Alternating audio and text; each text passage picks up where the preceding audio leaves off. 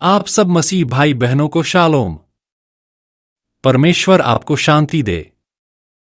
विषय, क्या हम परमेश्वर को देख सकते हैं? आइए इस विषय को समझने के लिए हम पहले प्रार्थना करेंगे। हे प्रभु परम पिता परमेश्वर, हम आपके चरणों में आते हैं। आज का विषय समझने के लिए हमारी बुद्धि और समझ को खोल दे। आपने वचन में लिखा है, यहोवा का भय मानना ही बुद्धि का मूल है और परमेश्वर को जानना ही समझ है। हे पिता, अपना दया वाला हाथ बढ़ा और हमको आपका भय मानना सिखा, ताकि हम आपको समझ सके और समझ हमारी रक्षा करे। यीशु मसीह के जीवित और सामर्थी नाम में होकर मांगते हैं, आमीन। इस विषय को समझने के लिए हम एक आयत का गहराई से अध्ययन करेंगे। यूहन्ना 6:46 यह नहीं कि किसी ने पिता को देखा, परंतु जो परमेश्वर की ओर से है, केवल उसी ने पिता को देखा है। उत्पत्ति 18:1-3। 1. इब्राहिम मामरे के बांज वृक्षों के बीच कड़ी धूप के समय तंबू के द्वार पर बैठा हुआ था। तब यहोवा ने उसे दर्शन दिया। 2. और उसने आंख उठाकर दृष्टि की तो क्या देखा कि 3 पुरुष उसके सामने खड़े हैं। जब उसने उन्हें देखा तब वह उनसे भेंट करने के लिए तंबू के द्वार से दौड़ा और भूमि पर गिरकर दंडवत की और कहने लगा। 3. हे प्रभु, यदि मुझ पर तेरी अनुग्रह की दृष्टि है तो मैं विनती करता हूं कि अपने दास के पास से चले न जाना। निर्गमन 33:18-23। 18. उसने कहा, मुझे अपना तेज दिखा दे। 19. उसने कहा, मैं तेरे सम्मुख होकर चलते हुए तुझे अपनी सारी भलाई दिखाऊंगा और तेरे सम्मुख यहोवा नाम का प्रचार करूंगा, और जिस पर मैं अनुग्रह करना चाहूं उसी पर अनुग्रह करूंगा, और जिस पर दया करना चाहूं उसी पर दया करूंगा।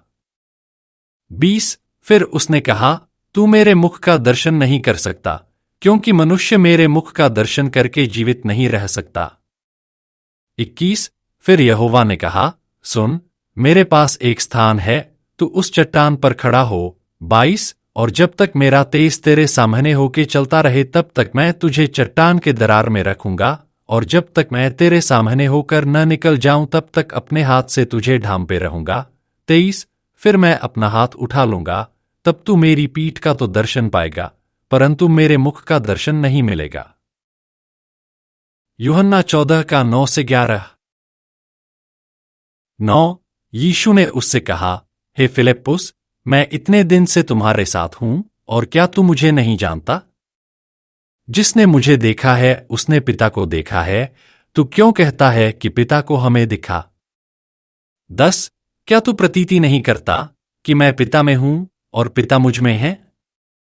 ये बातें जो मैं तुमसे कहता हूं अपनी ओर से नहीं कहता, परंतु पिता मुझ में रहकर अपने काम करता है। 11. मेरी ही प्रतीति करो कि मैं पिता में हूं और पिता मुझ में है, नहीं तो कामों ही के कारण मेरी प्रतीति करो। यूहन्ना 3:6-8। 6. क्योंकि जो शरीर से जन्मा है वह शरीर है, और जो आत्मा से जन्मा है वह आत्मा है। 7. अचंभा न कर कि मैंने तुझसे कहा कि तुम्हें नए सिरे से जन्म लेना अवश्य है। 8. हवा जिधर चाहती है उधर चलती है, और तू उसका शब्द सुनता है, परंतु नहीं जानता कि वह कहां से आती और किधर को जाती है। जो कोई आत्मा से जन्मा है वह ऐसा ही है।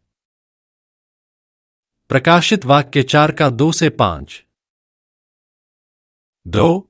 और तुरंत मैं आत्मा में आ गया, और क्या देखता हूं कि एक सिंहासन स्वर्ग में धरा है, और उस सिंहासन पर कोई बैठा है। 3.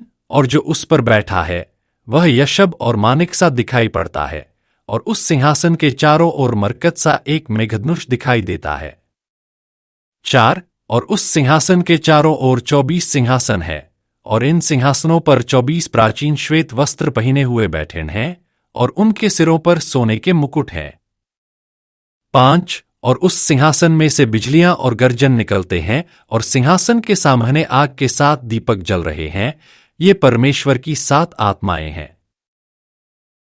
इफिसियों 1:19-23। 19. और उसकी सामर्थ हमारी ओर जो विश्वास करते हैं कितनी महान है, उसकी शक्ति के प्रभाव के उस कार्य के अनुसार। 20 जो उसने मसीह के विषय में किया कि उसको मरे हुओं में से जिलाकर स्वर्गीय स्थानों में अपनी दाहिनी ओर। 21 सब प्रकार की प्रधानता और अधिकार और सामर्थ और प्रभुता के और हर एक नाम के ऊपर, जो न केवल इस लोक में पर आने वाले लोक में भी लिया जाएगा, बैठाया। 22 और सब कुछ उसके पांवों तले कर दिया और उसे सब वस्तुओं पर शिरोमणि ठहराकर कलीसिया को दे दिया।